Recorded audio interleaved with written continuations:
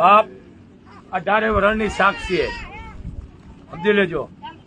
હવે પેલા વણાટનું કામ કરતા, હવે આપણે સુધારી નાખ્યા શબ્દ જે સુધારાય. પણ આ મેઘવાળ પેલા ભેળિયા મેઘવાળો વણતા અને માતાજીને ભેળિયા લોબડી કામળો આ મેઘવાળો વણતા અને માને આપણે ચડાવતા. એવા વણતા કે એમાં બધા પાણી ભરી લ્યો, ભેળિયામાં પાણીનું ટીપું નો નીર્યા. આજે પરિવાર છે એના હસ્તક હવે પેલા મા ધરતીના ખોળે, વસુંધરાના ખોળે 1.5 થી 2 કરોડના ભેળિયા, 200 થી માંડીને 35-40 હજારના ભેળિયા છે. ચાંદીની બોર્ડર છે, ઘૂઘરિયું છે. હવે પેલા મારો આદેશ થયો છે કે બેટા મેઘવાળના દીકરાના હાથે મારો ભેળિયો ધરતીના ખોળે પધરાવજે. હવે પેલા મોગલ એને આદેશથી અને એને હાકરનો ખોબો ભરાવે છે. બાપ માને ખોળ તો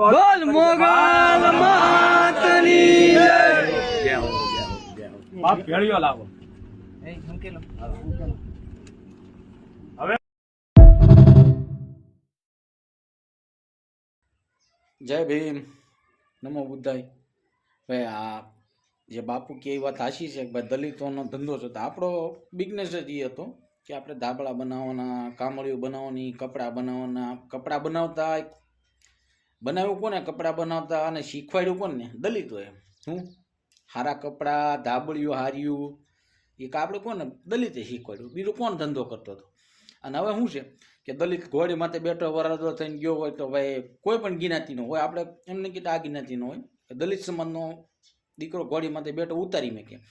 એને આપણે એટલું ખાલી એક માન રાખવાની આપણે મગજની અંદર કે આની તેવો નથી ઘોડી માથે બેહવાની, એટલે આપણે ઘોડી માથેથી ઉતારે. હું નકર ઉતારે નહીં. એનામાં તેવો ન હોય ને ઘોડી માથે બેહવાનો, એટલે કે એને એમ થાય કે આ વ્યક્તિ બે ગયો એટલે હું નથી બે એકતો ને. એનામાં તેવો ન હોય ને એટલે એ આપણને ઘોડી માથે પથ્થરમારો કરે, બીજું કાંઈ ન કરે. મૂછું રાખતા એનો ભાઈ દલિત મૂછું આમ પૂળો મૂછું રાખવાની બે ધડકથી. હું અને આ મૂછું કોઈના બાપની છે જ નહીં. કોઈ એમ કે ભાઈ મૂછું રાખે છે ને દાઢિયું રાખે છે ને, કોઈનું કાંઈ છે જ નહીં. અને બહુ બધાને એવું ભાઈ દલિતો મૂછું રાખે ને દાઢિયું રાખે ને ઘોડિયું માથે બેહે ને એવું તેવડ હોય તો એમ જ કહે બધું બંધ કરાવી દઈએ ને, દાઢિયું ઉગો ને મૂછું ઉગો ને એ બધું બંધ કરાવી દઈએ ને. હું સારું, આ જેમ બને વિડીયો આગળ મોકલજો અને જય ભીમ.